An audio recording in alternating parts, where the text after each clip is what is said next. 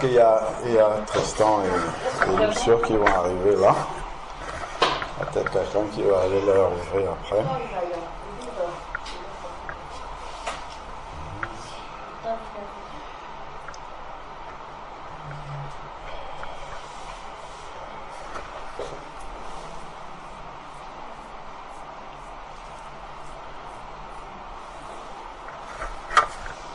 Bon, rendons grâce à Dieu pour ce jour nouveau qu'il nous accorde, de pouvoir nous retrouver encore ensemble par sa volonté. Je pense que les visages que nous sommes aujourd'hui ne sont pas ceux qui ont l'habitude d'être forcément là les dimanches ensemble. Et c'est vraiment le Seigneur qui décide de rassembler ses enfants comme il le souhaite, quand il le souhaite, pour ce qu'il souhaite faire.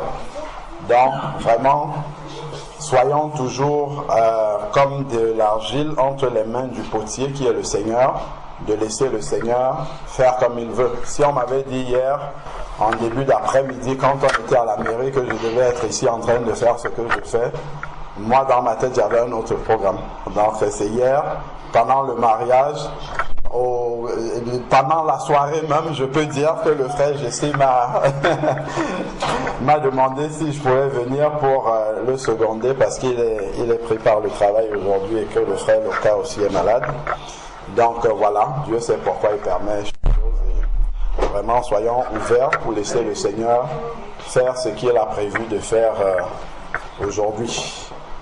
Donc parmi nous, sans présenter encore, je pense que plusieurs se connaissent et d'autres pas.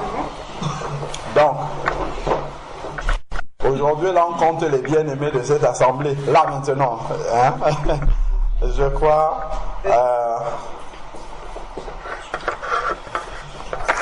reconnaître quelques visages qui sont ici, et après les autres sont visiteurs. Mais il n'y a pas de visiteurs dans la maison du Seigneur parce qu'elle est la même partout. Voilà. Donc partout où nous sommes, en famille, on se sent chez nous parce que c'est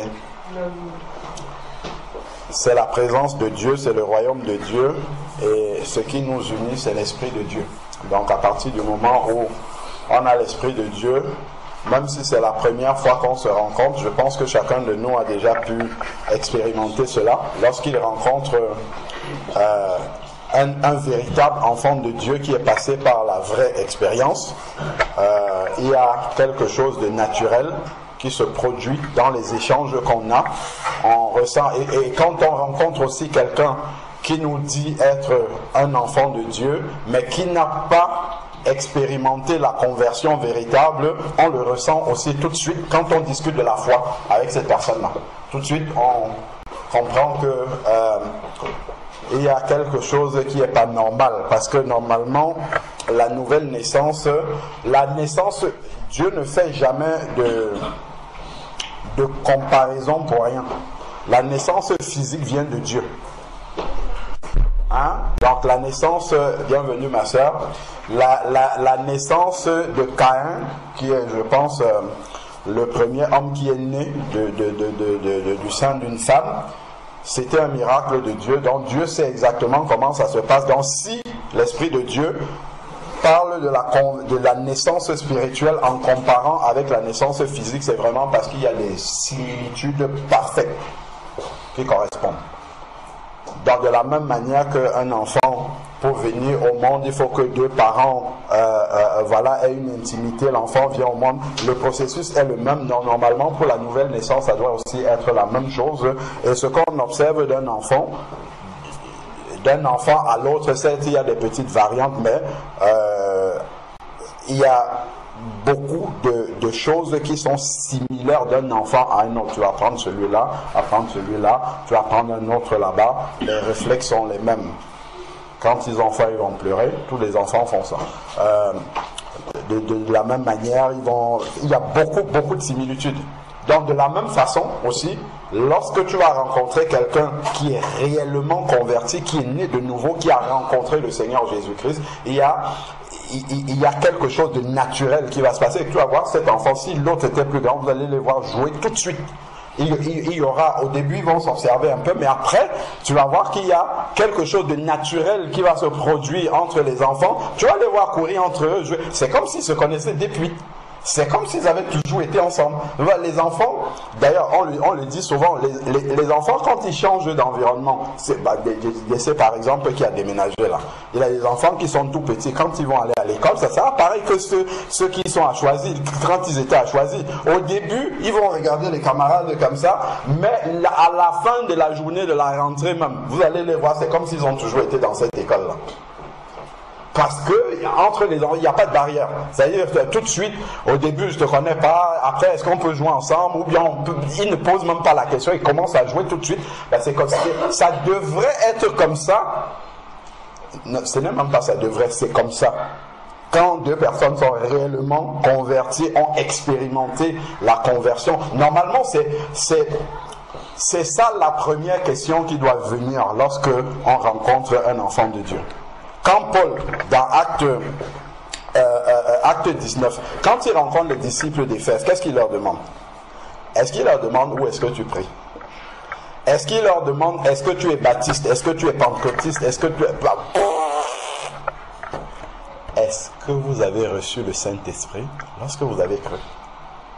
Des questions essentielles. Peu importe que tu pries à Nice, tu pries le bâtiment, tu pries... Est-ce que tu as reçu, parce que c'est ça en fait qui vous lie comme étant des frères. Est-ce que tu as reçu le Saint-Esprit? Si tu n'as pas reçu, tout ce que nous allons causer là après, ça ne sert à rien, on ne va pas se comprendre. On ne va pas se comprendre. Tu vas me dire, oui, je suis chrétien, ok, chrétien c'est bien, mais si tu n'as pas reçu le Saint-Esprit comme moi je l'ai reçu, en fait, on va partir sur des bases fausses. On va discuter, tu as peut-être beaucoup de connaissances, c'est bien, ainsi de suite, mais en fait, l'esprit qui révèle les choses dans le cœur de la personne n'est pas là. Donc on va partir sur des bases fausses. Donc Paul, la première question qu'il demande, est-ce que vous avez reçu le Saint-Esprit quand vous avez cru? Il ne remet pas en question le fait qu'ils ont cru, mais est-ce que vous avez reçu le Saint-Esprit? Parce que pour la suite de ce qu'on doit discuter, il faut qu'il y ait le Saint-Esprit. Parce que c'est le Saint-Esprit qui est l'arbitre, en fait, qui peut réguler s'il y a une mésentente, s'il y a quelque chose qu'on n'a pas compris de la même façon, s'il y a une situation dans laquelle on doit prendre une direction, c'est le Saint-Esprit qui vient, qui met tout en ordre, tous se soumettent. Regardons pour la plupart d'entre nous qui méditons la parole. Lorsque Pierre, par exemple, lui, il a eu beaucoup d'expériences qui ont cassé les convictions que les Juifs avaient. Parce que dans l'église, il y avait des chrétiens nouvellement nés de nouveau qui étaient d'origine juive. Donc il y avait déjà excusez-moi, normalement on doit prier, je ne sais pas, mais ça vient, donc je laisse sortir tel que ça vient. On va prier, ne nous inquiétons pas. Donc en fait, les chrétiens d'origine juive venaient avec leur bagage d'avant qu'ils avaient. Moïse. Les païens, ils venaient tels qu'ils étaient, ils savaient qu'ils étaient païens avant, donc ils venaient sachant qu'on ne sait rien.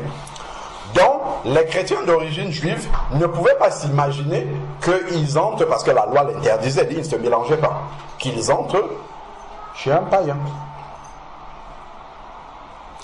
Alors, le Seigneur, le sachant, il vient, il parle à l'apôtre Pierre, dans Actes chapitre 10. Il lui montre la vision de la nappe avec les oiseaux impurs, les bêtes et tout ça. Il lui dit, tu y manges. Pierre dit, jamais. Je n'ai jamais mangé quelque chose comme ça. Dieu lui dit, mais qui es-tu? C'est moi qui te dis, tue et mange. Il a fallu que le Seigneur lui dise ça. Le Seigneur était en train de casser le background juif qu'il avait. Il fallait que quelque chose se casse et qu'il comprenne qu'il faut recommencer à zéro. Parce que tout ce que le Seigneur vous a montré avant en tant que juif, c'était l'image. C'était l'ombre des choses à venir. La réalité, c'est là en Christ. Et quand Christ vient, on passe maintenant dans le domaine spirituel et il n'y a plus de question, je suis juif et l'autre est païen. C'est fini. C'est l'Esprit de Dieu, point. Tout ce que tu étais avant, tout ça là, ça ne compte pas. Et donc, à ce moment-là, Pierre finit par accepter ce que le Seigneur lui a dit. Il monte prier tout de suite. Les gens que Corneille avait envoyés arrivent. Et ils lui disent, voilà, notre maître, celui qui servait, nous a envoyé venir t'appeler, on ne sait pas pourquoi. Heureusement que Dieu lui avait pas, il ne serait pas parti. Mais comme c'est Dieu qui lui a parlé par son esprit, justement parce qu'il a l'esprit. Si Pierre n'avait pas l'esprit, il serait resté là. Il aurait dit qu'attends, ça ce sont les païens qui viennent m'appeler, je vais faire quoi avec les païens? C'est l'esprit de Dieu qui ramène tout vraiment en ordre. Quand on a décidé d'obéir au Seigneur de tout son cœur, quand l'esprit de Dieu nous montre quelque chose, Seigneur, d'accord, ce que je croyais, mais si on résiste à l'esprit aussi, bien sûr il y a des conséquences. Donc il accepte de partir avec eux, lui-même ne sachant pas ce qui va se passer. Donc il s'est abandonné entre les mains du Saint-Esprit. On voit vraiment comment l'Esprit de Dieu conduit les choses. Il part avec des païens, il ne sait pas ce qui va arriver là-bas. Il arrive, Corneille aussi qui veut se mettre à... Il dit non, non, non, je suis un homme. Et quand il a pris la parole chez Corneille, Corneille avait invité plein de païens, ses amis, sa famille, tout ça. Pierre commence déjà par leur expliquer, c'est comme une repentance, hein. Il commence par leur dire que vous savez qu'il n'est pas permis pour nous les juifs, c'est dans la parole hein, tout ce que je dis, il n'est pas permis pour nous les juifs d'entrer chez les païens. Mais Dieu m'a convaincu que en tout lieu, s'il y a quelqu'un, il parlait de la manière, parce que la Bible dit dans ce chapitre-là que Corneille était un homme pieux reconnu, donc il cherchait Dieu de tout son cœur, mais il n'avait pas encore reçu la vérité. On voit pourquoi c'est important, la vérité. Donc quand Dieu voit quelqu'un qui le cherche de tout son cœur, qui cherche à lui plaire, il va lui envoyer la vérité. Donc Pierre est venu, puisque la vérité qui est Jésus n'était plus sur la terre, Pierre vient là comme le représentant de Jésus. Pierre entre maintenant, il s'installe, Corneille a parlé, il dit, nous voici donc devant Dieu. Lui-même Pierre se met de côté, nous voici devant Dieu. Si on se l'imagine, c'est comme si physiquement Dieu était là. En fait, c'est l'Esprit de Dieu qui est là. Fais maintenant ce que tu as prévu de faire. Pierre commence à parler de la mort, de la résurrection de Jésus. Et tout de suite, qu'est-ce que Dieu fait? Le Saint-Esprit. Parce que, en fait, le Saint-Esprit est le gage face auquel on ne peut pas discuter de la conversion de quelqu'un. Parce que pour que dans la pensée de ce juif qui était Pierre, qu'il accepte que les païens là sont aussi des chrétiens, il fallait qu'il ait une manifestation indiscutable que lui-même il a vécu avant, le jour de la Pentecôte.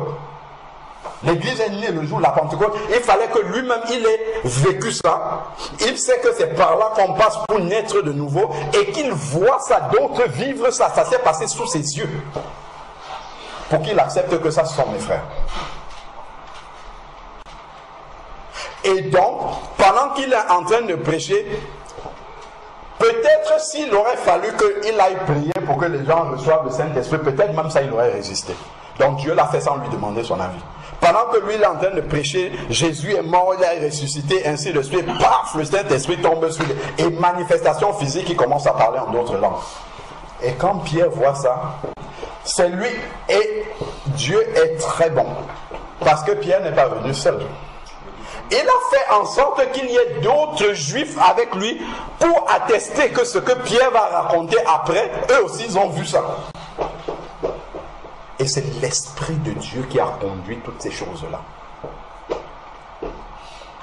Quand l'Esprit de Dieu tombe maintenant sur les païens qui étaient là, qui commencent à parler en d'autres langues, parce que leur cœur était disposé, ouvert, quand Pierre était en train de parler, voilà ce que Pierre va dire. Peut-on refuser l'eau du baptême à ceux qui ont reçu l'Esprit comme nous au commencement? Là maintenant que Dieu nous a donné la preuve que eux aussi, ils sont nés de nouveau comme nous, parce qu'on a la certitude physique, ce n'est même pas physique, parce que les païens n'avaient pas encore, ils n'avaient pas eu le temps de voir le fruit de l'Esprit se manifester dans leur vie. Donc, les dons de l'esprit au moins, il a pu voir se manifester. Il dit, peut-on refuser l'eau du baptême à ceux-là qui ont reçu l'esprit comme nous? Il dit ça à d'autres chrétiens d'origine juive. Nous voici, c'est le Saint-Esprit qui a fait. Vous avez vu moi-même, je ne peux pas vous convaincre, vous-même vous avez vu, moi je parlais seulement de la parole de Dieu, ça s'est passé devant nous tous. Qu'est-ce qu'on fait? Est-ce que quelqu'un peut parler à ce moment? Voilà l'arbitre qui met tout le monde d'accord. Parce que tous avaient décidé d'un cœur sincère de suivre Dieu et de faire ce que Dieu va montrer, on va le faire. Parce que pour nous, qui sommes d'origine païenne, on va dire, et qui avons la Bible, on peut avoir un peu de recul. Mais imaginons-nous un peu cela à leur époque. Ils ont reçu la Torah étant bébé, tout ça. Donc, c'est quelque chose qui s'est fondé comme ça, brutalement. De voir que, mais ce qu'on considérait, on ne peut même pas dire que eux là, ce sont les Samaritains qui étaient des Juifs corrompus. C'est que ce sont des Grecs, des païens, ils ne connaissent rien à la parole de Dieu. L'Esprit de Dieu est venu et il a fait ce travail. Les autres n'ont pas pu dire un mot parce que l'Esprit a parlé. Pierre dit, on va les baptiser. Parce que, ça c'est encore une autre séduction, il ne faut pas te contenter de dire j'ai reçu l'Esprit de Dieu et tu t'arrêtes là. C'est le début. Dieu t'a appelé, il faut que tu répondes. Et pour répondre vraiment, quand tu vas prendre, plusieurs d'entre nous avons un travail, on te donne un contrat. Sur le contrat, il n'y a pas une signature, il y en a deux. Au moins, il y a la tienne où tu t'engages et il y a celle de l'employeur à côté. Donc l'employeur, il s'est engagé en donnant déjà le Saint-Esprit. Toi, il faut que tu signes ici et ça, c'est le baptême. Là, mais parce que c'est toi qui te décides de venir. Parce que pour lui, il n'y a pas de Saint-Esprit sans que le baptême ne suive immédiatement. On voit certains qui raisonnent, oui, le Saint-Esprit, c'est suffit. Oui, le Saint-Esprit, mais il faut confier. Si Jésus lui-même est passé dans les eaux du baptême, pareillement, tu es né de nouveau, il faut suivre le modèle sans réfléchir. Il faut suivre le modèle de Christ. Lui-même s'est abaissé, humilié, il est venu. Jean-Baptiste, il dit, puisque Jean-Baptiste avait dit, je ne suis même pas digne de délier la courroie de ses sandales, mais quand Jésus est venu, Jean-Baptiste a résisté, il dit, laissons faire la volonté du Père. Donc qui es-tu pour dire que le baptême, c'est pas important? Si Jésus s'est soumis à ça alors qu'il était sans péché, alors qu'il n'en avait pas besoin. Donc c'est associé immédiatement. Pierre dit tout de suite, le baptême. Pour que eux aussi, là où le Père a déjà signé en donnant le Saint-Esprit, eux aussi à côté, il faut qu'ils signent. Quand Jésus est sorti des eaux du baptême, l'Esprit de Dieu est descendu sur lui. On voit que les deux marchent ensemble. D'ailleurs, la première chose que l'Esprit de Dieu va faire, si nous recevons l'Esprit de Dieu avant d'être passé dans les eaux du baptême, la toute première œuvre qu'il va faire dans ta vie, c'est de mettre dans ton cœur, ça va te bouillonner qu'il faut que tu passes dans les eaux du baptême. C'est la première chose. Il ne va pas chercher à commencer à changer les choses dans tes... Puisque tu n'as pas signé. Tu es comme, en fait, tu es comme un adhérent, en fait, de l'église. Tu n'es pas encore membre de l'église. Parce que, si on voit dans Matthieu, Luc et Marc, quand le baptême de Jésus, c'est quand Jésus sort des eaux du baptême que le ciel s'ouvre. Bien qu'il était enfant de Dieu, on voit vraiment le cheminement. Le ciel s'ouvre et la voix se fait entendre. Celui-ci est mon fils en qui j'ai mis toute mon affection. Pourquoi? Parce qu'il a décidé d'obéir. Il a décidé de s'abaisser, de venir que Jean-Baptiste, qui lui-même a reconnu qu'il ne peut même pas s'approcher de la lamelle de ses souliers, il a décidé d'obéir au baptême que le Père a institué, et le ciel s'ouvre, et là, Dieu atteste celui-ci est mon fils. Dieu le reconnaît. Et Dieu confirme que celui-ci est mon fils par la colombe qui est l'Esprit de Dieu qui descend sur lui. L'un ne peut pas être sans l'autre. C'est pas possible. Et on connaît tout ce qu'il y a derrière l'enseignement sur le baptême, la mort, la résurrection. Ça enseigne beaucoup de choses, dont l'engagement de bonne conscience, pas vis-à-vis de Jean-Baptiste qui le baptise, pas vis-à-vis des disciples qui étaient avec Pierre Checonnet qui les ont baptisés, pas vis-à-vis des 12 qui ont baptisé les 3000 le jour de la Pentecôte. Engagement de bonne conscience vis-à-vis de Dieu. Quand je passe dans les eaux du baptême, je me suis engagé. Ce n'est pas le frère qui va me plonger dans les eaux du baptême qui va me donner l'Esprit de Dieu. Ce n'est pas vis-à-vis de l'assemblée où je fréquentais peut-être que je me suis engagé en passant dans les eaux du baptême. Je me suis engagé avec Dieu. Ça c'est quelque chose de fondamental en fait.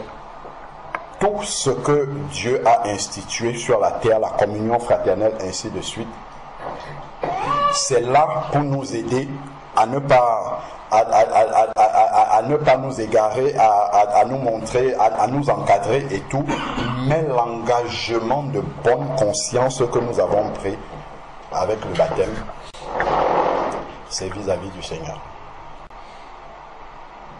Tout acte que je dois poser sur la terre me ramène toujours à cet engagement de bonne conscience, pas vis-à-vis de ceux-là qui me regardent. C'est bien d'avoir une bonne, un bon témoignage vis-à-vis de mes frères, de l'Église, des païens. C'est très important, c'est capital, c'est nécessaire. Mais il faut que j'ai un bon témoignage vis-à-vis de Dieu.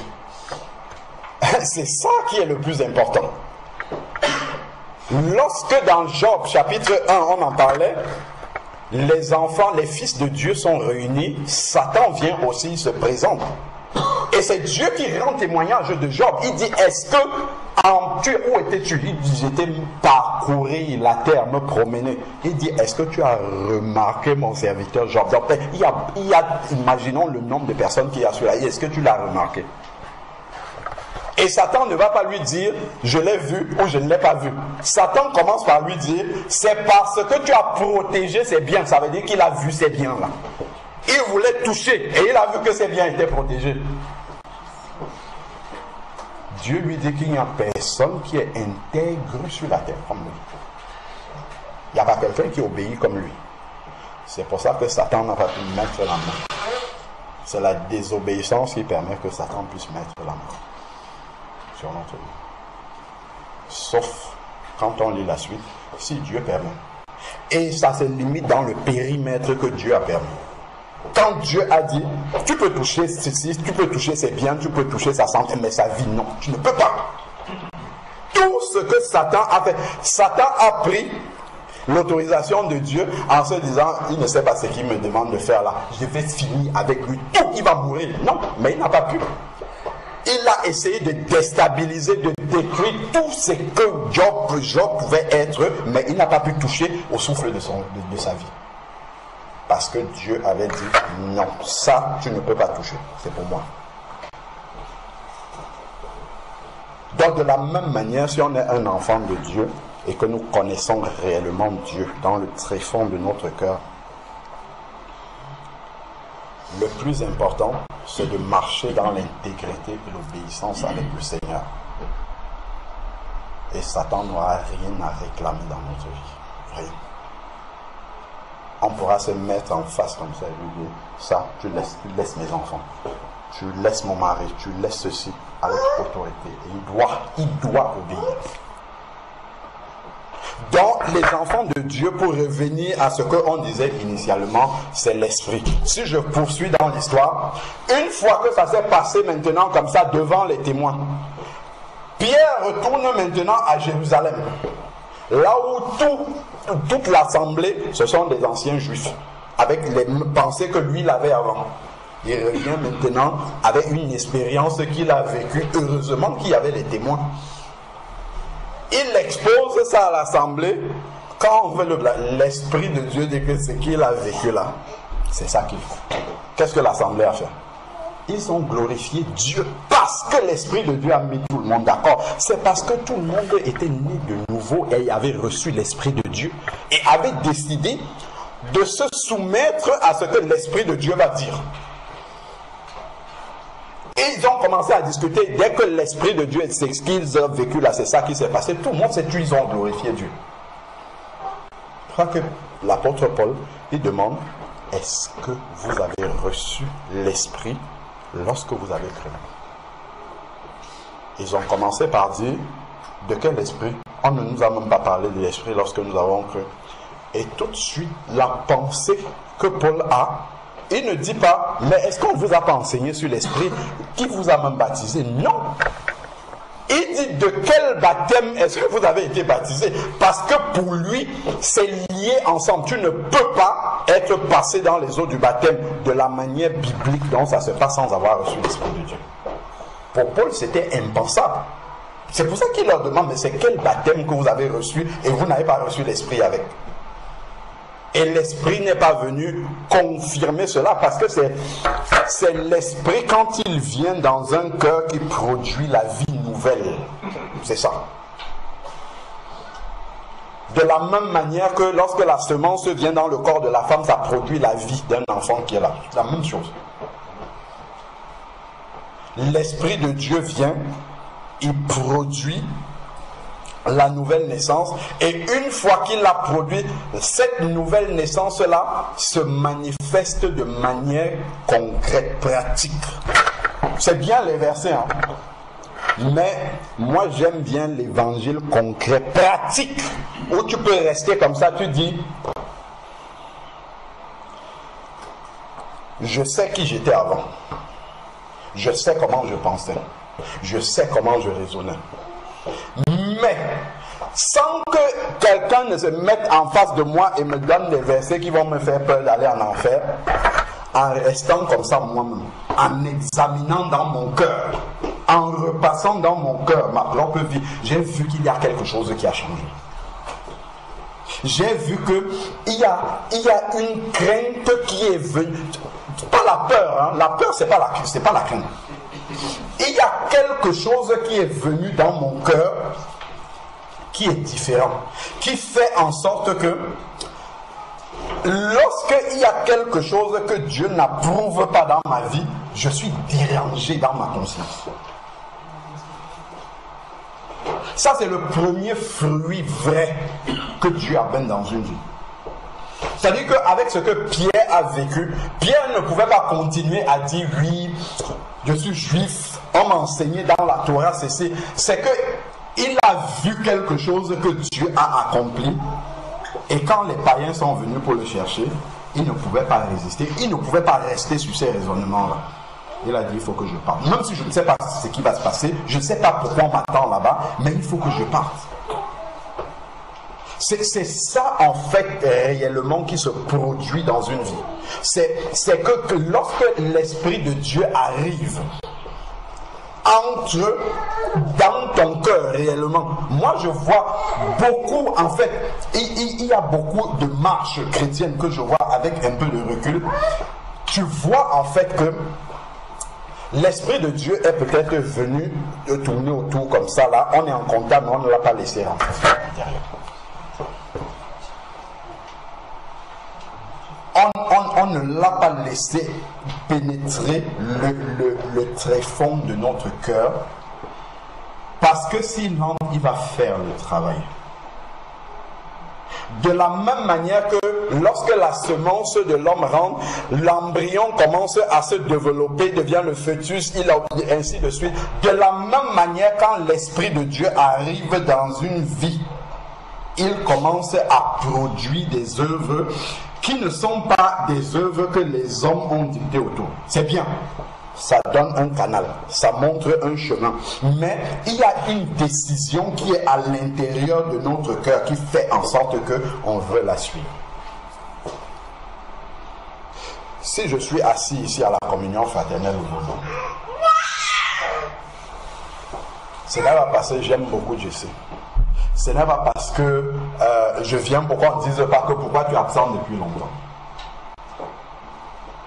C'est que quand je m'assois, je sais que Dieu a un travail à faire dans ma vie, dans mon cœur.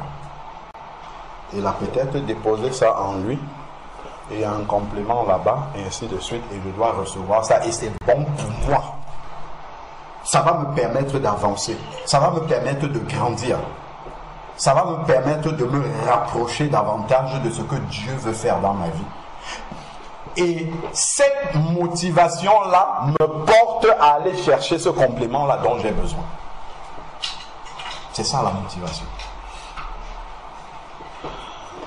Bien sûr, ça va faire plaisir aux uns et aux autres, mais ça c'est secondaire, ça c'est accessoire, ça. Voilà des œuvres que l'Esprit de Dieu, quand il vient, tu as fait quelque chose, tout de suite ta conscience te reprend à l'intérieur. C'est-à-dire que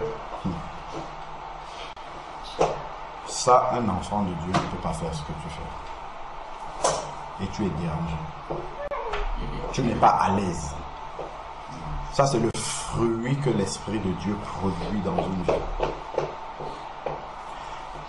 Si on ne parle pas de ce que j'explique là, c'est le B.A.B.A. de l'évangile. On peut commencer à expliquer l'Apocalypse, Jésus va revenir dans les airs, tout ça c'est bien. Mais la base de l'évangile, tout ce qui va être bâti maintenant dessus, ça part de ces fondements-là, je vous assure, les choses simples comme ça. Si on a acquis ça dès le départ, je nous assure qu'on va marcher tout droit jusqu'à l'arrivée, sans tomber. Ça, c'est quand je dis ça, bien sûr, on peut tomber en chemin sans nous égarer, sortir du chemin et ne pas rentrer. Si réellement on a reçu l'Esprit de Dieu et on a laissé le Seigneur creuser dans notre vie pour poser le fondement. Si on a laissé la semence de Dieu maturer. D'ailleurs, c'est ce qu'il dit dans 1 Jean chapitre 3 au verset 9. Il dit en fait qu'un enfant de Dieu ne peut pécher. Ce n'est pas que tu ne vas jamais faire de péché. Et il dit pourquoi? Il dit parce que la semence de Dieu est en lui. Parce que la semence là ne peut pas te laisser tranquille. Si tu marches dans le péché et que il n'y a rien qui te dérange, il faut t'arrêter, tu te poses, tu te dis bon. Si j'ai vu l'Esprit de Dieu commencer à se manifester en moi, c'est-à-dire que j'avais mauvaise conscience lorsque je marchais mal, ça me dérangeait. Maintenant, ça ne me dérange plus. Ça veut dire que quelque part, en fait, il y a eu une fracture, quelque chose s'est cassé dans ma relation avec Dieu. Ça peut se faire de manière subtile et je ne m'en suis pas rendu compte. Et j'ai continué à évoluer comme ça, comme si Dieu était toujours là. Mais en fait, je n'entends plus l'Esprit de Dieu me parler. Parce que l'Esprit de Dieu, lui, va continuer à parler. Mais je ne suis plus sensible. Parce que progressivement, je me suis éloigné de cette voie-là. Ou alors, je me suis rebellé. Une fois, l'Esprit de Dieu m'a montré.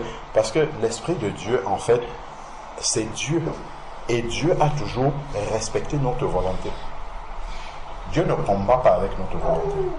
S'il vient, il nous montre que Kylian, tu dois faire ça. Si tu ne veux pas faire, je te laisse. Il ne va pas te forcer à le faire. Dieu pouvait empêcher que Adam et Ève ne mangent le fruit de l'arbre. Mais il les avait prévenus. Il leur avait donné les conséquences. Lorsqu'ils ont décidé de manger, il n'a pas empêché qu'ils puissent manger. L'Esprit de Dieu, ça va être la même chose. Il te montre, comme il dit, je mets devant toi deux chemins, celui de la vie. Je te conseille de choisir la vie, mais il y a aussi celui de la mort. Et tu es libre de faire ce choix-là. Et c'est cet engagement de bonne conscience, pas vis-à-vis des autres, vis-à-vis de Dieu que tu as pris au départ. C'est cela qui te pousse Lorsque tu es devant ce choix-là, apprends le chemin de la vie. C'est ça qui te pousse à le faire. Mais si tu es passé superficiellement sur une émotion, sur quelque chose, et que tu n'as pas laissé vraiment Dieu te pénétrer, en fait, dans la suite, c'est comme lorsqu'on veut bâtir une maison. On peut poser n'importe quelle fondation qu'on veut, c'est pas grave. Au début, c'est pas grave. On peut commencer à poser les briques dessus. Ça va bien monter, hein. Il n'y a pas de problème. Visuellement, comment ça va monter vite. Après, on va mettre la dalle dessus. La dalle va commencer à peser sur les briques qu'on a posées. Les briques elles-mêmes vont commencer à peser sur la fondation. Et si cette fondation-là n'était pas préparée à la quantité de briques qu'on a posées dessus, après, qu'est-ce qui va se passer? C'était monté si vite. De la même manière que c'est monté si vite, de la même manière, ça va s'écouler encore plus rapidement. Ça, c'est quand on a couru, on court. La marche avec le Seigneur, ce n'est pas là une course de vitesse.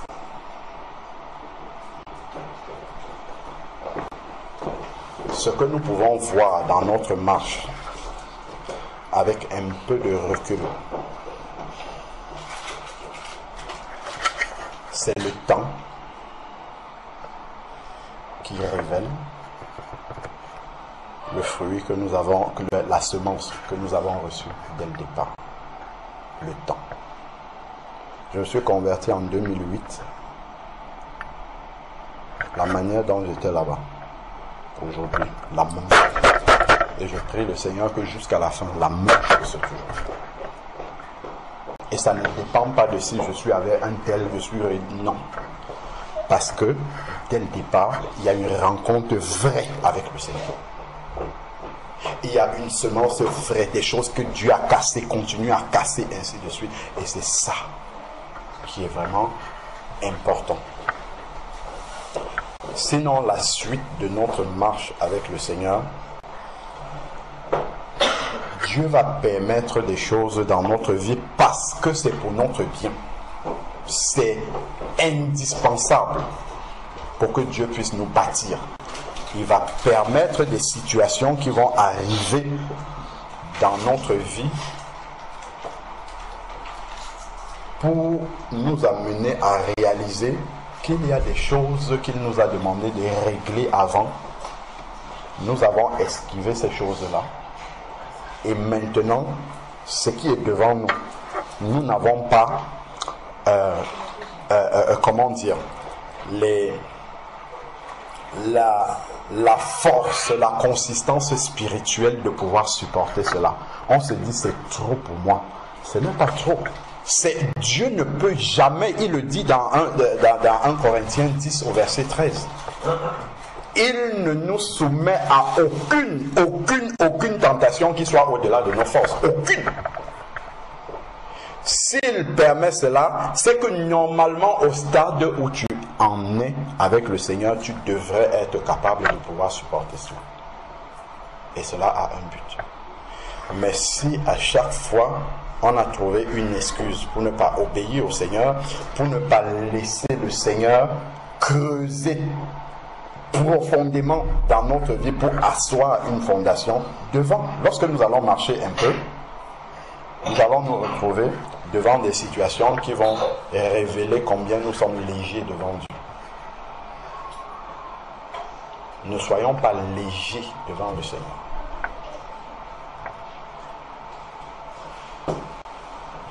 Il faut vraiment... Le Seigneur dit qu'il vaut mieux la fin d'une chose que son commencement. C'est bien de commencer vraiment de manière tonitruante. Voilà, on veut aller vite. Non. Il faut laisser le Seigneur, dans l'intimité, nous bâtir profondément. Laisser l'Esprit de Dieu travailler profondément en nous. Laisser l'Esprit de Dieu crucifier en nous ce qui doit être crucifié pour que ça ne se manifeste pas après. Et même après que ça soit crucifié, il faut continuer à veiller veiller pour que le vieil homme ne prenne pas le dessus. Parce que bien que l'Esprit de Dieu vienne habiter en nous, la chair qui est une copie de notre vieil homme est toujours là, prête à ressusciter tout le temps. Avec l'aide du Saint-Esprit et notre volonté, parce que l'Esprit de Dieu ne va jamais faire quelque chose sans notre volonté, nous allons pouvoir maintenir la chair dans la mort, dans la tombe. Mais si l'Esprit de Dieu veut faire et que notre volonté en dit bon, c'est pas grave, la chair va continuer à prendre le dessus. Le Seigneur ne dit pas qu'il faut négocier avec la chair. Il dit qu'il faut la crucifier. C'est la tuer. C'est pour ça qu'il dit que le royaume de Dieu appartient aux violents. Ce sont les violents qui s'en emparent. C'est-à-dire que ceux qui sont prêt à prendre des décisions. L'Esprit de Dieu, lui, il est toujours prêt. Prêt à prendre la décision de dire à l'Esprit de Dieu, fais le travail que tu as à faire. Je ne vais pas te retenir, je te laisse faire. Fais le travail, prends toute la place. Ça, c'est vraiment important.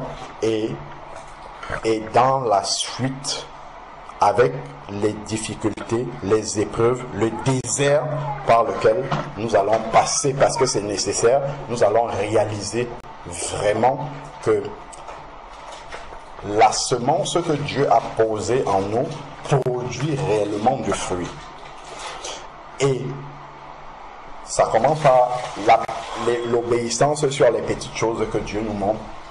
Puis ensuite, lorsque nous sommes face à une situation difficile, face à une situation compliquée, face à un désert où on ne voit pas l'issue, le fait qu'on soit préparé et avons appris à connaître Dieu dans l'intimité, ça fera en sorte, c'est vrai que la chair est là, Jean-Baptiste est passé par là. Lorsque on l'a mis en prison, il a envoyé les disciples demander au Seigneur, est-ce que c'est toi qui devais réellement venir? Alors que lui-même, personne à Jérusalem ne sait, bon, à part Siméon et puis Anne qui savait que le Messie est là, il n'y avait pas grand, peut-être Marie qui savait, il n'y avait pas grande personne qui savait que ça c'est le Messie qui est déjà là et qui était convaincu que c'est lui. Et Dieu le lui avait révélé. Et il a dit, c'est celui qui m'a envoyé, qui m'a dit, celui sur qui l'Esprit va descendre, c'est lui qui est le Messie. Et il avait annoncé aux autres qui ne le connaissaient pas. Et maintenant, lorsqu'il est face à la difficulté, il va envoyer les disciples. Est-ce que c'est lui qui devrait vraiment venir? Le Seigneur qui sait toutes choses, sait où est-ce que Jean-Baptiste en est dans sa connaissance de Dieu.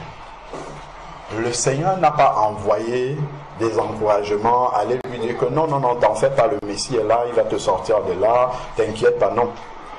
Il lui a rappelé une seule chose, la parole, les aveugles voient.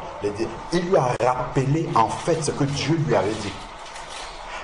Et ça a permis que la pensée, malgré l'épreuve dans laquelle, qui était difficile, dans laquelle Jean se retrouvait, que la parole de Dieu revienne dans son esprit, sa pensée a été renouvelée et l'Esprit de Dieu qui est là lui a rappelé que en fait, ça, tu le sais. Ça, c'est un signe indéniable, indiscutable, irréfutable que c'est le Messie. Et quand Jean entend ça, c'est bon. C'est bon pour lui, c'est suffisant. Même s'il ne voit pas qu'il sort de prison, ça ne change rien. C'est Jésus. Et c'est lui qui a le plan. Jésus lui a juste rappelé la parole. Donc de la même manière, lorsque nous serons dans ces difficultés, dans ce désert, dans ce cheminement, dans ce creuset dans lequel le Seigneur va nous amener pour bâtir réellement, profondément, quelque chose de solide, là maintenant, nous allons pouvoir réaliser quelque chose de fondamental, c'est de savoir la foi que j'ai. La foi, ce que j'ai entendu. Est-ce que c'est quelque chose qui est dans mon cœur ou est-ce que c'est quelque chose qui est dans ma tête?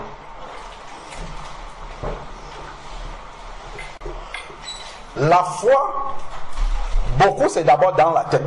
Moi le premier. Hein. Parce que je peux confesser beaucoup de versets.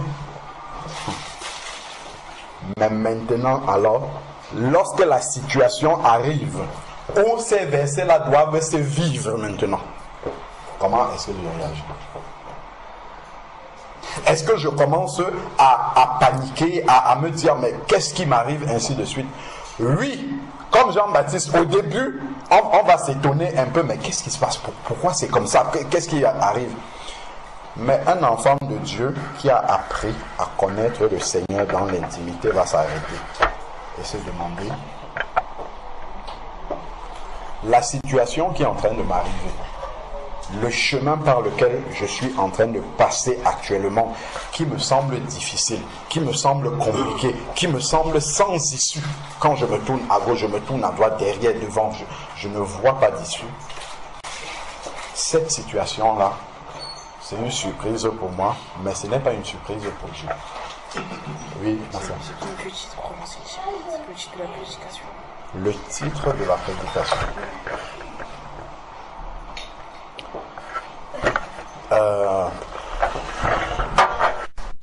Tu peux marquer la fondation d'une véritable marche avec Christ. Comme ça. La fondation d'une véritable marche avec Christ. Donc, lorsque tu te trouves devant cette situation-là, tu vas réaliser à quel niveau, en fait, tu en es dans ta connaissance de Dieu. La connaissance de Dieu, on pense beaucoup que c'est connaître la Bible, hein, connaître les versets bibliques. C'est une chose de connaître les versets bibliques. Mais vivre ça, laisser que les versets là s'accomplissent. Pardon. Il faut mettre les écouteurs. Ah, d'accord, ok, pas de souci. Merci. Donc, en fait, pour réellement laisser cette parole, les versets là, que nous connaissons bien, que nous pouvons citer aux gens, laisser ces versets là s'accomplir dans nos vies, les vivre, surtout quand ça nous dérange. C'est ça qui révèle la connaissance que nous avons de Dieu.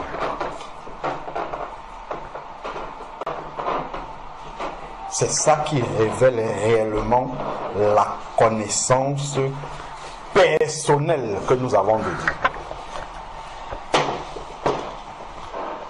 Et ça, c'est incontournable dans la vie d'un enfant de Dieu. Si nous avons décidé de nous contenter des miettes que Dieu peut donner et qu'il donne aussi aux païens, il dit dans Matthieu 5, vers le verset 48, vers la fin, il dit qu'il fait descendre son soleil de justice, sa bénédiction sur les païens comme sur les enfants de Dieu. Donc, être béni de, je ne sais pas moi, le travail, c'est pas mauvais. Hein? Mais ça n'atteste pas réellement que tu connais Dieu ou que tu as l'approbation de Dieu dans ta vie. C'est quand tu entres là, dans le désert avec le Seigneur, que tu commences à voir, je connais telle chose. Il y a un chant qu'on aimait chanter à l'assemblée. Je suis arrivé un jour à un culte. C'était chez une sœur au Havre. Et quand on a commencé à chanter ce chant-là, je n'arrivais pas à chanter. Il ne m'a jamais laissé tomber, il ne m'a jamais trahi un jour. Depuis que je suis venu dans sa maison, il ne m'a jamais laissé tomber. Je chantais ça de manière rhétorique à l'assemblée. Mais ce que j'étais en train de vivre à ce moment-là, je dis waouh! Seigneur, est-ce que je peux chanter ça réellement? Mais pourtant, j'ai l'habitude de le chanter tous les dimanches. Mais là maintenant, comment est-ce que dans cette situation-là, je ne peux pas imaginer que tu ne vas pas me laisser tomber? Parce que je tourne à gauche, je tourne à droite, je ne vois pas la solution. Je ne vois pas comment est-ce que je vais m'en sortir dans cette situation. Et c'est dans ces choses-là que tu réalises qu'en fait, il y a beaucoup de choses qui sont intellectuelles dans ta tête, que tu confesses comme ça, tu dis vite fait, tu chantes vite fait, mais quand tu es dans la situation, tu te rends compte que ta connaissance de Dieu, elle est petite comme ça, elle est toute petite, tu deviens tout petit, tu dis Seigneur, pardon, enseigne-moi encore à te connaître réellement. Si tu as laissé que je me trouve dans cette situation, tu sais aussi comment tu vas permettre que je puisse sortir de là. Normalement, c'est ça. Si tu connais Dieu, d'accord, Seigneur, ok, je suis dans cette situation, je ne vois la sortie ni à gauche, ni à droite, ni en haut, ni en bas, mais je sais une chose, c'est que tu as la clé de sortie. Donc je ne dois pas douter que tu peux le faire quand tu veux. Ça ne dépend pas de moi, c'est quand tu veux que tu pourras le faire. Donc je ne dois pas douter déjà de ça. Que Dieu peut le faire, quel que soit ce que c'est. Dieu peut le faire. Et ça ne dépend, il ne prend pas le temps. On peut le voir avec la guérison et les miracles que Jésus faisait. Aussi simplement que Jésus va tenir la main de la belle-mère de Pierre et lui dit lève-toi parce qu'elle n'a que la fièvre. C'est comme ça que nous on voit ça. Elle n'a que la fièvre, lève-toi, elle se lève. De la même manière, ma soeur, il y a un appel. De la même manière, en fait, Jésus va arriver devant la tombe de Lazare, il dit Lazare sort. Les deux mots. Lazare sort, deux mots. Pour ressusciter un mort. Pourtant, si on nous annonce ici que quelqu'un est mort et que le Seigneur veut le ressusciter, on vient, on dit, mes frères, vous avez la foi, venez, on va pour prier pour lui. Laisse-moi d'abord jeûner 3 jours. Je vais venir, on va aller prier. Comme si c'est ça qui va changer la connaissance. Il a dit 2 mots parce qu'il était déjà prêt. Il était déjà préparé. Il n'avait pas besoin d'aller se prêter. Et il avait une connaissance infaillible de Dieu. Quand il arrive, il commence par dire, Père, il dit c'est à cause de ceux qui sont là que je fais, mais je sais que tu m'exauces toujours. Parce qu'il avait une vraie, c'était une présomption de connaissance de Dieu. C'était une connaissance véritable du Seigneur. Il savait que Dieu ne pouvait pas le trahir là. Ce n'est pas possible. Lazare sort 2 mots suffisants. Parce qu'il savait, quand il prononce cette parole-là, il savait avec quelle autorité, de manière certaine, il est en train de prononcer cette parole. Lazare sort. Pas besoin de multiplier beaucoup de paroles. Lazare sort, mais avec une pleine conviction, une pleine connaissance, une pleine intimité avec celui qui donne l'autorité de prononcer cela, et ça a produit ce que ça a produit. Donc, c'est vraiment ces paroles-là qui me sont venues dès que j'ai pris la parole. Moi, c'était pour dire qu'on commence. Ce sont ces paroles-là qui sont venues comme ça, et c'est ça que le Seigneur met sur mon cœur, que il attend vraiment cela de chacun de nous, et c'est ça qui nous permettra d'aller jusqu'au bout, parce que nous sommes rendus à la fin du temps, et le plus important, c'est que nous puissions franchir la ligne d'arrivée.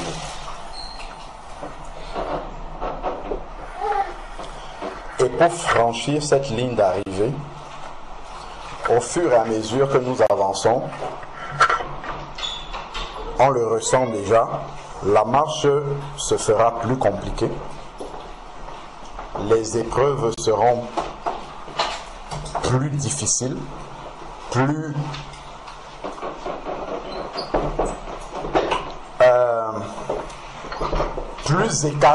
écrasantes d'une manière humaine. si on laisse cela nous écraser, et il faudra que notre foi et notre connaissance de Dieu soient réelles pour que nous puissions finir la marche avec le Seigneur.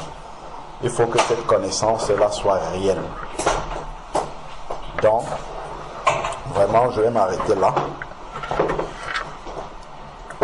Et nous allons prier pour rendre grâce à Dieu pour ce qu'il a déjà commencé à nous donner, pour ce qu'il a prévu encore de nous donner, et vraiment que nos cœurs soient bien disposés à pouvoir recevoir tout cela, à pouvoir expérimenter tout ce que Dieu a en réserve pour chacun d'entre nous, afin que la volonté de Dieu pour chacun de nous puisse s'accomplir, que nous puissions achever victorieusement la marche et être avec le Seigneur pour toujours. Donc voilà, nous allons prier, rendre grâce à Dieu. Je vais bénir le nom du Seigneur pour ses paroles, ses mots. Éternel, Roi de gloire, Père de miséricorde, merci Seigneur Dieu Tout-Puissant encore de nous avoir assemblés en ce lieu. Merci de nous avoir tous conduits, Seigneur Père éternel, ici pour accomplir l'œuvre pour laquelle tu nous as réunis. Seigneur Père éternel, comme je le disais en commençant, je ne savais pas que je devais être ici. Plusieurs de mes frères, peut-être de mes sœurs, ne savaient pas qu'elles devraient ou qu'ils devaient être en ce lieu ce jour. Mais toi, Seigneur Père éternel, tu l'avais prévu déjà dans ton agenda, parce que tu as une œuvre, un travail, un complément, quelque chose à apporter dans notre marche, dans notre vie, dans notre fondement, Seigneur Père éternel, afin qu'il ne nous manque rien pour pouvoir poursuivre la marche avec toi et achever victorieusement notre course. Merci encore, Père, pour tout ce que tu viens déposer, pour ces vérités de base que tu viens encore nous apporter aujourd'hui. Seigneur Dieu, tu connais la situation de chacun d'entre nous, de mon frère, de ma sœur, de moi-même. Tu sais ce qui nous manque encore pour marquer ce pas supplémentaire pour nous approcher de toi. Seigneur Dieu Tout-Puissant, viens encore dans les situations de chacun d'entre nous, Seigneur Père, pour nous montrer, Seigneur Dieu Tout-Puissant, ce que nous devons encore te laisser parfaire dans nos vies, ce que nous devons encore te laisser faire. Seigneur Dieu, même s'il s'agit de revenir au début, au fondement, à la base de ton esprit dans nos cœurs. Tu nous as parlé de l'esprit, de la place de l'esprit, de la nécessité, de l'indispensable, Seigneur Père éternel, nécessité que notre fondement, notre semence de base puisse être ton esprit. Éternel, s'il faut revenir au début, afin que notre fondation soit solide, afin que notre fondation soit prête à recevoir ce que tu veux bâtir dessus. Seigneur Dieu, que nous soyons prompts à te laisser nous ramener, Seigneur Dieu Tout-Puissant, à cette base. Car rien ne nous sert de courir si c'est pour que, à la fin de cette maison, qu'elle puisse s'écouler. Seigneur Dieu Tout-Puissant, Père, nous ne voulons pas cela, mais nous voulons, Seigneur Dieu Tout-Puissant, que ce que tu bâtisses en nous soit profond, soit durable, soit définitif, Seigneur Père éternel, et que vraiment, Seigneur Père, nous puissions cheminer avec toi jusqu'au port, jusqu'à la fin, Seigneur Dieu Tout-Puissant. Père, tu vois ces temps de la fin, tu nous les as annoncés comme étant des temps difficiles, et nous commençons à voir les prémices de ces temps difficiles. Seigneur Dieu Tout-Puissant, donne-nous de ne point nous détourner ni à gauche ni à droite, Seigneur Père, mais que le profond désir de nos cœurs soit de réjouir le tien, Seigneur Père éternel. Que nous ne soyons pas, Seigneur Dieu Tout-Puissant, désireux simplement de réjouir le cœur de notre frère, de notre sœur, de notre famille, de nos relations, Seigneur Père éternel, même de notre enseignant, de nos... Père, mais que ce soit toi, Seigneur Père éternel, qui soit le désir profond que nous avions dans notre cœur, Seigneur Père, que nous puissions dépasser tout ce que nos yeux voient, tout ce que nos oreilles entendent, Seigneur Père éternel, les jugements des hommes, les appréciations des hommes, que nous laissions tomber tout cela, Seigneur Père éternel, pour nous focaliser et nous concentrer sur ce que tu dis de nos vies, sur ce que tu penses, l'appréciation que toi tu as de nos vies, Seigneur Père éternel, et que nous te laissions encore nous façonner, que nous nous abandonnions, Seigneur Dieu Tout-Puissant, entre tes mains comme le potier, Seigneur Dieu, comme l'argile entre les mains du potier, afin que tu puisses nous donner la forme véritable que toi tu as décidé. Seigneur Père, merci encore pour ces moments, Seigneur Dieu, de ressourcement spirituel, Seigneur Dieu Tout-Puissant, que tu nous accordes encore. Seigneur Dieu, que rien de tout ce que tu as prévu pour cette rencontre ne tombe par terre. Seigneur Dieu, que ta volonté ne soit accomplie dans chacune de nos vies, Seigneur Dieu Tout-Puissant. Viens encore relever ma sœur, ici, mon frère, ici, qui passe dans des temps difficiles, qui se demande si tu agis encore dans sa vie, qui se pose des questions, Seigneur Père éternel, si tu t'intéresses encore à son cas, Seigneur Dieu, rassure-le maintenant. Que ta paix vienne dans son cœur. Qu'il sache, Seigneur Père éternel, que tu es Dieu, que tu es assis sur ton trône comme tu l'étais, Seigneur Dieu Tout-Puissant, lorsqu'il y avait le déluge sur la terre. Même si, Seigneur Dieu, les tribulations déferlent dans sa vie, Seigneur Dieu, qu'il se souvienne, qu'elle se souvienne d'où est-ce qu'elle est tombée et qu'elle revienne et pratique ses premières œuvres afin que tu accomplisses ce que tu as prévu, Seigneur Dieu Tout-Puissant, d'accomplir dans sa vie, afin que tu l'amènes dans la dimension, Seigneur Dieu Tout-Puissant, dans laquelle tu l'attends en ce moment. Seigneur Père, que moi-même, que cela s'accomplit déjà dans ma propre vie, Seigneur Père, et dans la vie de chacun de mes bien-aimés ici, Seigneur Dieu Tout-Puissant, avec qui nous sommes en train de partager ces paroles, Seigneur Père éternel, que tu nous donnes, Seigneur Dieu Tout-Puissant, en ce moment. Seigneur Père, que nous tous ensemble, nous puissions nous réjouir encore de nous retrouver avec toi lorsque le moment viendra, que nul ne reste à la traîne. S'il y a quelqu'un qui est découragé, Père, que ton esprit puisse l'encourager maintenant. S'il y a quelqu'un qui est prêt de tomber, que ton esprit lui réveille sa conscience encore, Seigneur Père éternel, afin qu'il ne se laisse pas endormir, Seigneur Dieu, car nous savons que nous sommes dans un monde qui est dominé par le diable, Seigneur Père. La stratégie du diable, l'une de ses stratégies, c'est de nous endormir spirituellement, Seigneur Père, qu'aucun de mes frères, qu'aucune de mes sœurs ne s'endorme spirituellement, car c'est le temps d'être réveillé, c'est le temps, Seigneur Père éternel, d'avoir le discernement dans ce que nous entendons, dans ce que nous voyons, dans ce que nous vivons, Seigneur Père éternel, que le discernement puisse être là. Donne encore, ouvre les yeux, Seigneur Père éternel, de mon frère, ouvre les yeux de ma sœur, ouvre mes propres yeux, Seigneur Père éternel, afin que nous voyons des failles, des portes ouvertes qui peuvent nous faire tomber encore dans notre marche, et que nous prenions garde à fermer ces portes-là, Seigneur Dieu Tout-Puissant, afin que tu nous conduises là où tu as prévu de pouvoir nous conduire. Père, nous te bénissons. Merci pour tous ceux et celles, Seigneur Dieu, que tu as amenés depuis chez eux des lieux d'où ils sont partis pour être là, Seigneur Dieu Tout-Puissant. Viens par ton esprit te glorifier encore au milieu de nous. Viens encore accomplir ton œuvre. Que rien ici ne vienne faire obstacle, Seigneur Père éternel, à ce que tu as prévu de faire cet après-midi. Père, que toute pensée soit rendue captive à l'obéissance de Christ, Père, en ce moment. Merci pour cette maison qui nous accueille. Père, que ta paix puisse y demeurer. Tu as dit, dans quelque maison où nous entrions, Seigneur Dieu Tout-Puissant, si on nous y reçoit, Seigneur Dieu, que ta paix puisse y être, Seigneur Dieu. Voilà, nos bien-aimés, nous bénissons ton nom, Seigneur Dieu Tout-Puissant, pour cet appartement que tu leur as accordé. Cela vient de toi, c'est une grâce, Seigneur Père éternel. En plus, une maison qui s'ouvre pour accueillir ton Église, Seigneur Père éternel. Que vraiment ta bénédiction puisse y être, que cette maison ne manque jamais d'huile et de farine, que vraiment les anges de l'Éternel campent autour de cette maison, que la muraille de feu du Seigneur puisse entourer cet appartement, Seigneur Père éternel,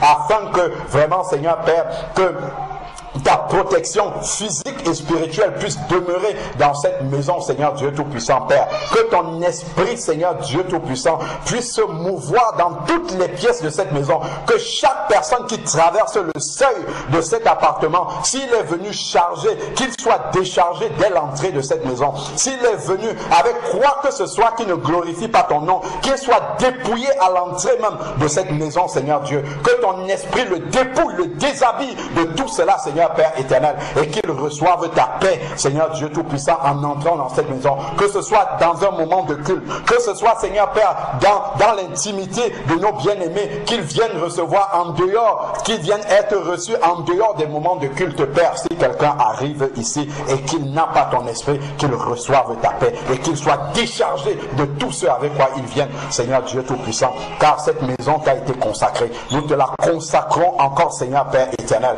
que ici là puisse être ton sanctuaire, où ton esprit, Seigneur Dieu Tout-Puissant, puisse toujours se mouvoir, où, Seigneur Père, les cœurs meurtris qui arrivent reçoivent la guérison qui vient de toi, Seigneur Père éternel. Reçoivent la guérison de l'âme, Seigneur Père. Que les cœurs remplis de souffrance, meurtris, Seigneur Père éternel, puissent te rencontrer, Seigneur Dieu Tout-Puissant, en ce lieu. Puissent être guéris, puissent être restaurés. Que les vies brisées par l'ennemi puissent être restaurées en ce lieu, dans cette maison, dans cet appartement, Seigneur Dieu Tout-Puissant, Père. Merci encore à cause, Seigneur Dieu, de ton nom qui est invoqué sur la vie de nos bien-aimés. À cause, Seigneur Père éternel, des prières de ton Église qui s'élèvent, Seigneur Dieu, depuis ce lieu. Père, nous te prions, Seigneur Dieu Tout-Puissant, pour les voisins qui sont ici. Seigneur Dieu, toi tu les connais dans l'intimité. Nous ne savons pas s'ils te connaissent. Nous ne savons pas ce qu'ils pratiquent, Seigneur Père éternel. Mais nous prions au nom de Jésus-Christ que tout ce qui est contraire à la volonté de Dieu dans cette résidence, que maintenant tout cela tombe au nom de Jésus-Christ. Nous proclamons ta seigneurie dans toute cette résidence à cause de ton nom qui est invoqué en ce lieu. Que l'homme fort qui est dans cette résidence, nous le détrônons maintenant par la puissance et l'autorité du nom de Jésus. Nous proclamons la seigneurie de Jésus-Christ dans toute cette résidence, pas seulement cet appartement. Seigneur Dieu, s'il y a quelque semence qui ne vient pas de toi autour de cette résidence, que cela soit consumé maintenant par la puissance du nom de Jésus. Le Saint-Esprit consume toute cette semence-là maintenant au nom de Jésus-Christ, afin que ton Église puisse se réunir dans la paix. Seigneur Père éternel, nous prions pour que ces voisins-là, Seigneur Père éternel, ne soient pas un obstacle, Seigneur Dieu Tout-Puissant, mais que ton Église soit une bénédiction pour eux, Seigneur Dieu Tout-Puissant. Qu'il y en ait qui descendent, Seigneur Père éternel, de ces appartements, Seigneur Dieu Tout-Puissant, pour venir recevoir ta vie, Seigneur Dieu Tout-Puissant, au milieu de ton Église. Que ton Église ne soit pas un contre-témoignage pour ceux-là qui ne te connaissent pas, mais que ton Église rende un bon témoignage, Seigneur Dieu Tout-Puissant, de manière à ce que l'on observe ta lumière, Seigneur Dieu Tout-Puissant, qui émane, Seigneur Dieu Tout-Puissant, de cet appartement et aille éclairer. Nous prions pour les prisonniers qui sont dans cette résidence. Les prisonniers qui sont dans cette résidence, au nom de Jésus-Christ, que les chaînes soient brisées maintenant par la puissance du Saint-Esprit. Nous brisons leurs chaînes maintenant au nom de Jésus-Christ. Père, que ton esprit visite maintenant les malades qui sont dans cette résidence, même au milieu de nous. S'il y en a qui sont porteurs de quelque maladie que ce soit, par l'autorité et la puissance du nom de Jésus, nous détruisons cela. Nous ordonnons à toute maladie, toute infirmité de partir de ta présence maintenant. Et nous prions pour les malades qui sont dans cette résidence, pour les personnes handicapées qui sont dans cette résidence. Nous prions au nom de Jésus-Christ. Maintenant, que ton esprit visite leur corps et qu'ils reçoivent la vie, qu'ils sachent que tu es l'Éternel des armées, qu'ils reçoivent la guérison dans leur corps et que tu les attires afin qu'ils reçoivent la guérison, la résurrection de leur esprit et la guérison de leur âme. Seigneur Dieu, nous te bénissons encore pour ce que tu as accompli. Nous savons que quand tu nous amènes quelque part, ce n'est pas pour rien. Seigneur Dieu, nous te prions que nos bien-aimés que tu as établis, Seigneur Père éternel, dans cette résidence, puissent accomplir l'œuvre pour laquelle tu leur as permis de pouvoir être ici. Seigneur Dieu Tout-Puissant, que ton saint nom soit béni, que ton nom soit élevé encore, Seigneur Père, au travers des nôtres que tu as mis en ce lieu, que ton chandelier puisse briller au travers d'eux et éclairer encore tous ceux qui sont dans l'obscurité tout autour d'ici. Que ton saint nom soit béni au nom de Jésus-Christ. Amen. S'il y en a d'autres qui se sentent de pouvoir élever la voix par rapport à tous ces sujets que nous sommes en train d'évoquer, ou si vous avez d'autres sujets en particulier, nous savons que c'est la première fois que nous nous assemblons dans ces lieux et vraiment que librement le Seigneur nous donne de pouvoir consacrer encore davantage. Nous savons que quand le Seigneur Jésus envoyait des gens parler, il disait, dites-leur que le royaume de Dieu s'est approché. Que vraiment notre présence soit le royaume de Dieu qui s'est approché dans cette résidence et que ça accomplisse ce pourquoi le Seigneur nous a amenés ici, dans cette résidence. Dieu ne nous amène pas quelque part pour rien. C'est pas pour rien qu'il a permis que le frère qui accueille l'assemblée puisse s'établir ici. Il a un travail à faire. Prions vraiment dans ce sens-là que tout ce qui peut s'opposer au plan du Seigneur pour lequel le Seigneur a amené nos bien-aimés ici et par conséquence l'Église, puisqu'ils accueillent l'Église, que tout cela puisse tomber au nom de Jésus. Et si vous avez d'autres directions de prière, nous prions l'un après l'autre. S'il y a quelqu'un qui reçoit quelque chose, il pourra le donner. Amen.